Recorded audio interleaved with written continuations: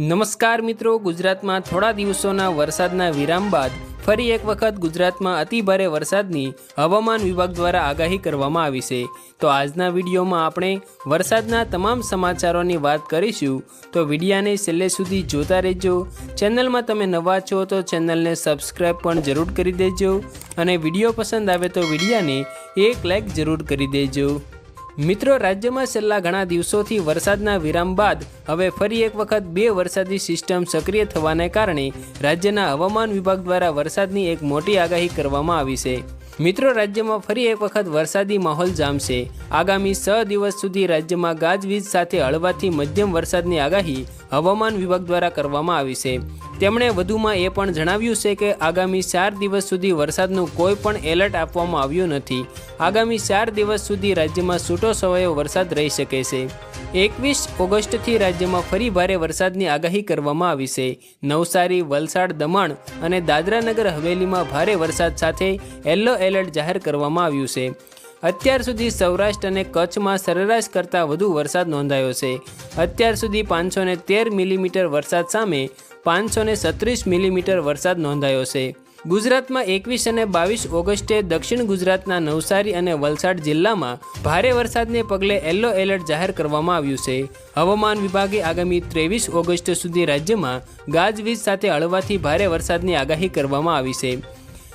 હવામાન નિષ્ણાંત પરેશ ગોસ્વામીના જણાવ્યા મુજબ 17 અને 18 ઓગસ્ટની આસપાસ અરબી સમુદ્રમાં કરંટ જોવા મળશે।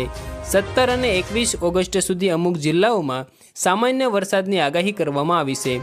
ઓગસ્ટના છેલ્લા અઠવાડિયામાં અરબ સાગરમાં એક સિસ્ટમ સક્રિય થશે અને તેની સાથે બંગાળની ખાડીમાં પણ એક વધુ સિસ્ટમ સક્રિય થવાને કારણે રાજ્યમાં ભારેથી અતિભારે વરસાદનું અનુમાન કરવામાં આવ્યું છે। ઓગસ્ટ મહિનાના અંતમાં અમુક જગ્યાએ અતિવૃષ્ટિનો માહોલ પણ સર્જાવાની શક્યતા છે। હવામાન નિષ્ણાંત અંબાલાલ પટેલની આગાહી અનુસાર આ મહિનાના અંતમાં એટલે કે ઓગસ્ટ મહિનાના અંતમાં અને 7 સપ્ટેમ્બર સુધીમાં કેટલાક ભાગોમાં ભારે વરસાદની શક્યતા છે। 24 ઓગસ્ટ સુધી રાજ્યના કેટલાક ભાગોમાં વરસાદ થવાની શક્યતા હવામાન વિભાગ દ્વારા કરવામાં આવી છે।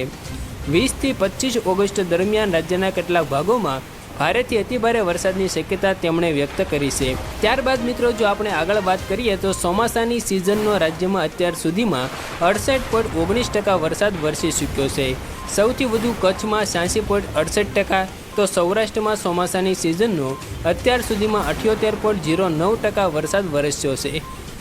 દક્ષિણ ગુજરાતમાં ચોમાસાની સિઝનનો અત્યાર સુધીમાં 82.24% વરસાદ વરસી ગયો છે, તો ઉત્તર ગુજરાતમાં 50.98% એટલે કે 51% અને મધ્ય ગુજરાતમાં ચોમાસાની સિઝનનો અત્યાર સુધીમાં 48.97 એટલે કે 49% વરસાદ વરસી ચૂક્યો છે। આભાર મિત્રો, આવા જ દરરોજના તાજા વરસાદના તમામ સમાચારોની માહિતી મેળવવા માટે અમારી આ યુટ્યુબ ચેનલને સબસ્ક્રાઈબ કરી દેજો।